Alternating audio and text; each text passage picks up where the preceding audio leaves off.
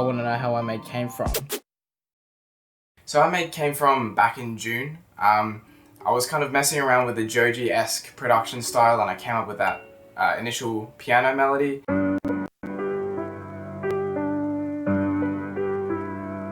To me, this song is really kind of a story of indecision and just being unsure of what's coming forward. In this case, I really wanted to explore a more narrative approach to those kind of feelings and kind of recontextualize it so it feels more like you're going on a journey rather than hearing a recount of what someone else is saying. The whole track, as you can see, track number 30, it's literally just fucking it's running water. It's a stream sound. I have this pack of ambience and I just, you know, just fucking water. It's relaxing, it's calming, sounds nice, cool texture. I don't know why I put it in there, but it sounds good, I guess, so go fucking keep it.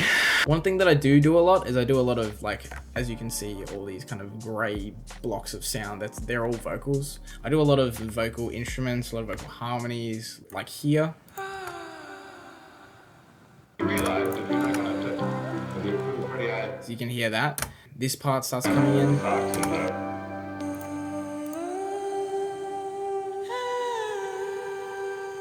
So I think one of those is pitched. Yeah, so one of them's pitched up an octave. And then you've just got your bass one. It almost serves a similar purpose as a pad, I guess. It just gives it, it's a bit more full. Gives it a nice airy texture. So when we get to the verse, it's pretty much stays the same. There's a bit of like a high-end pad that kind of comes in a bit later as well. It's not really a pad, it's almost like a synthy bell type thing. One of the first things actually that was, because I've only been really producing for not even a year. One of the first things that I got told by Vanta, shout out Vanta, was fill in the high end. Because that's one of the things that's always neglected, like especially in rap music. Sorry, I love rap, but yeah. You quite often just get like hi-hats or like cymbals and that kind of thing to fill in the high end, and then it just doesn't cut it. The mix kind of feels muddy and it's just not right. So definitely put like a pad, put a bell, something like that, fill in the high end. It just makes your mix sound more full. And then vocals here, usually, like as you can see here, I like to really layer my vocals a bunch, but for the verses, I wanted to keep them just like a single central vocal, just really accentuate the, I guess, indecision, the loneliness of this like one central vocal. And it works as a nice contrast to the hook as well, because you've got maybe 5 or 6 layers. So you just listen to that. Tires spinning down a dusty road. It's almost kind of ASMR-y, like it sounds very kind of, you know, chesty and deep. To do that, you just, you know, get the microphone, basically shove it in your face. I don't actually have a pop filter, so I literally use a sock. I know it's ghetto as shit, and just kind of sing it like right here.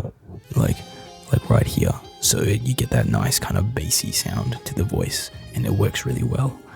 But yeah, so if you want to do that, hot tip. This actually was done completely by accident. So this bit here. When I first recorded it, I literally just peaked the vocals, so I had this kind of weird distortion to it. But I was like, huh, this sounds kind of sick. I decided to just do that, fucking recreate the distortion there. So let's get into the hooks, because the hooks are where the meat of all the cool production stuff is. One of the most important things for me about this hook was to have a really strong sub bass. Now, I worked on this with Nick a lot to get it right. I think we went through 15 versions of the actual mix, and about 10 of those was just for the bass. Throw it over to Nick now. He can explain kind of a few things that he did to really get the bass sound right. Hi, how's it going? My name's Nick Abri, and this is the mix for Came From. As you can see, an absolute chonker of a session. This mix was a huge undertaking, but I loved it. I got heaps of creative freedom to do whatever the hell I wanted, and it shows. I got to play around with vocals and reverbs and basses and percussion and movement and all these cool things that I don't usually get to do, but Jordan's kind of asked me to focus in on one element of the mix and kind of talk to you about that. So I'm going to talk to you about the bass. The bass is the coolest part of the track, in my opinion. It went through the most like transformative process out in the whole mix. I can kind of show you actually. right here is all the drafts I bounced came from, and yeah, the bass was this really integral part of the mix, and it took us the most amount of time to get it right. We really wanted the bass to work. In the final mix, it really carries the most amount of like movement. I think, you know, the percussion has all of this sliding and stuff happening, but the bass just kind of just signals to you like, this is the hook, this is the addicting part of the mix, the song, this is the coolest part of the song, in my opinion at least, and the bass is what does that. But what a lot of people don't realize, and I don't think anyone's going to know except for people that watch this, is the bass started as just a normal sub. I'll play that for you now. This is literally what I got when I first got the mix. And then after some playing around and 15 different bounces of 15 different drafts, this is what we ended up with.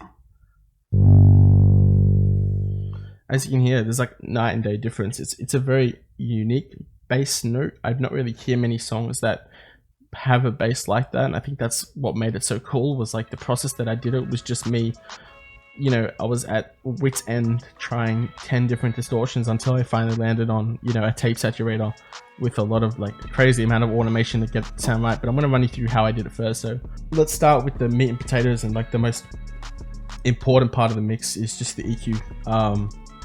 EQ kind of gets you to where you need to be and lets you shape the bass as much as you want. So you can see here, I'm just cutting off parts of the bass that you don't really hear that much. So see, I'm just removing below 18 hertz, which is, you know, below the human hearing range, so it's not something that we're losing, and just a small dynamic band gain like reduction. So when the bass first comes in, especially the sub, it was really inconsistent. Like that low end would kind of push through a bit too much, and then at the end it would just pull away, and it would cause like this almost 808 style of bass, which was fine, but I just wanted to add a bit more consistency so that Decapitator and these other plugins would work nicely with it. So as you can see, it pulls down and then it comes back up as the bass ends. This is just a simple sidechain compressor. Every time the kick comes in, it just ducks the volume of the bass very slightly to allow that kick to just push through for a second. This as well is just a brick wall EQ. I'm just cutting out below 20 hertz. Let's talk about the cool stuff. Decapitator. This is where it gets really interesting and cool. So this is a distortion plugin. I use it on so many things. It just does so much. Yeah, I love it so much. It's really one of my go-to plugins if I want to make something sound cool, or if I want tone out of something. In this song and on this bass, I was just trying to get like a small amount of distortion and brightness and movement out of the bass, and that's all it's doing. So you can see it's quite high on the drive. It's really crunchy. If I turn that mix all the way up, it would just be super duper crunchy. But at the same time, I'm bringing in some brightness too. So as you can see, it's automated, so I'm not really losing that much low end by turning up the brightness or the high cut, and the mix is all the way down too. So it's just automating up and then pulling down. That's all I'm really aiming to do. Like, it's really just shaping a tone that I want to go into the tape saturation at the end. And kind of nudging that tape saturator into the right direction by using Decapitator. But yeah, the real worker here is Kramer tape. It's just a tape saturation. It's normally used for like on the master or other stuff, but I thought it would be cool in the bass. I'd gone through like 10 different distortions at the time. I was pulling out my hair. I was like, what can I do? And I just opened up Kramer tape. I smashed the crap out of the record level and it sounded sick. And I was like, that's it. Added a tiny bit of flux too, just for that little bit of saturation. And that was it. I'm really cranking it. Like, I'm really cranking it. It's going all the way up and then all the way down. And that's what gives it its movement, and it's really cool tone. I'll play it for you. It's such a unique sound. I don't really hear a lot of basses that come through like that, and I think Jordan really loved that tone as well, and just like the way it sounds. And you know, even in the whole mix, it just brings heaps of movement. What I'm going to do, just to kind of show you, is I'm going to turn this bass up by 3 dB, so you're really going to hear it when I play it. And you can just hear about like how much it brings to the mix, even when it's turned up. Like, and we're back to yeah, like for me, the bass is the coolest part of the track. I got to have heaps of fun with it, and I got to play around with whatever I wanted. I had so much freedom to play with it, and because of that, we got to this super sick bass. So yeah, that's about it. That's all I really wanted to talk to you guys about. I hope you found this cool and interesting, and yeah, thank you. Mwah. I do a lot of textured ambient things, so like the second half I've got these kind of like gear cranking things.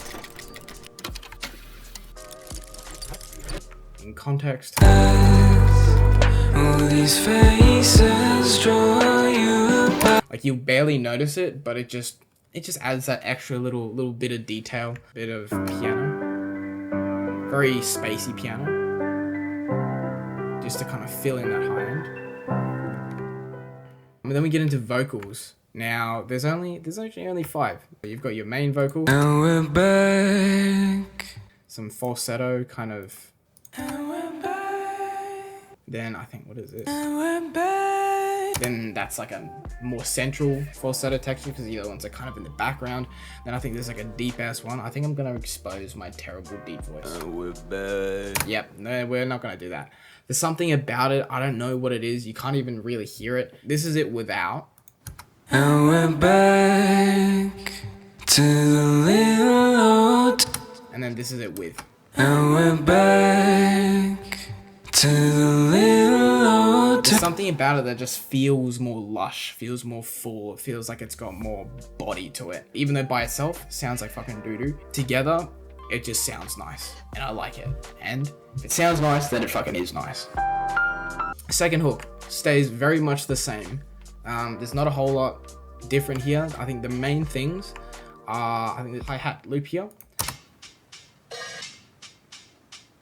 And that just kind of gets the head bobbing, you're moving a little bit. And if we kind of listen in context. Faces draw you back home. I said this at the beginning, that the camera's gonna die, and it fucking died. Anyway, yeah, gives it a nice, this granular piano gives it a nice texture.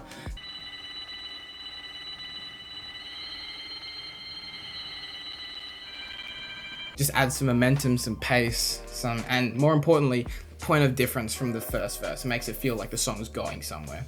My Baby is this fucking outro, right? Basically, it has all the instrumentals from everything leading up to it prior, plus it's got this really nice violin solo. The plugin I used for it, because funnily enough, it wasn't actually a real violin, which you probably could have told by the distortion that I added, but that's besides the point. I think it's by Ember Time. It's a plugin called the Joshua Bell violin. I think Joshua Bell is like this super good, famous violinist, and they made a VST out of it, and if you play it, it just sounds really realistic.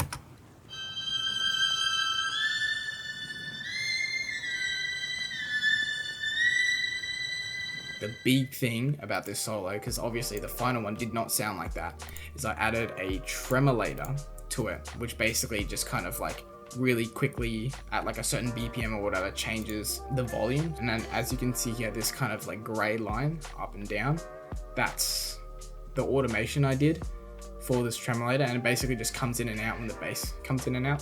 So if you listen here,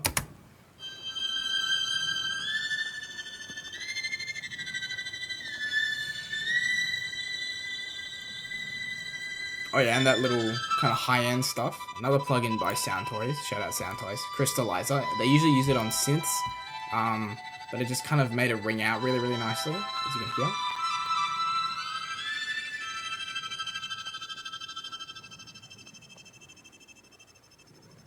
That's all because of Crystallizer. And it just makes it feel a bit otherworldly, a bit ethereal, even though it's grounded in this like really real-world instrument. And it just ended up sounding really good, and I'm super proud of it. I love that violin solo so much. And then another thing that I added was this kind of cello underneath it. And this is just just to fill it out a bit more because there weren't as many vocals. And one other thing that I did, which was also kind of interesting, is I did an arpeggiator. So basically what that means is it gets your chord here, and it plays all the notes of that chord up and down for various size scales. I think I did it for 3 octaves. So, 4 octaves, and I panned it so it went left to right as the kind of arpeggiation went. And it just gives it this really kind of like, really nice sense of momentum, really nice sense of pace. Even though it's a slower song, 86 BPM, it's good to have things that drive the song forward.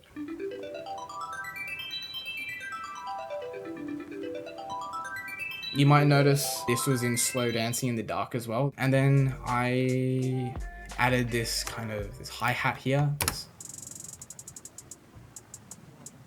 to just accentuate the punch of the bass. And you'll hear this kind of stuff a lot. You hear it a lot in like dance pop and that kind of thing, because it just really makes it hit hard.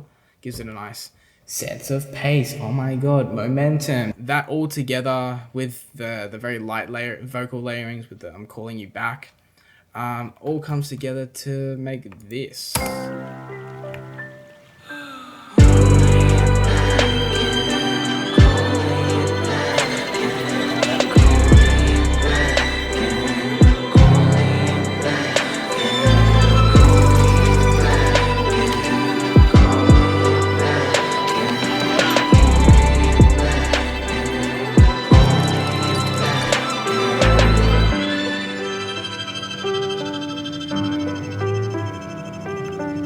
Yeah, it's just a really nice way to, almost euphoric way to end the song. All of these elements by themselves, they may not sound like anything particularly fancy, but together they just they just work, you know? And that's what I think a lot of people got to keep in mind.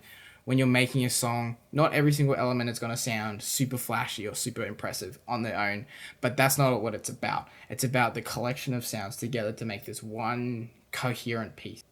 And yeah, I have no idea what the fuck I'm doing. No clue how to do music theory or anything like that. But, you know, if I can make this not completely terrible song, then you can make a not completely terrible song too. But yeah, I hope you enjoyed this. Hope it was somewhat entertaining and somewhat informative. And yeah.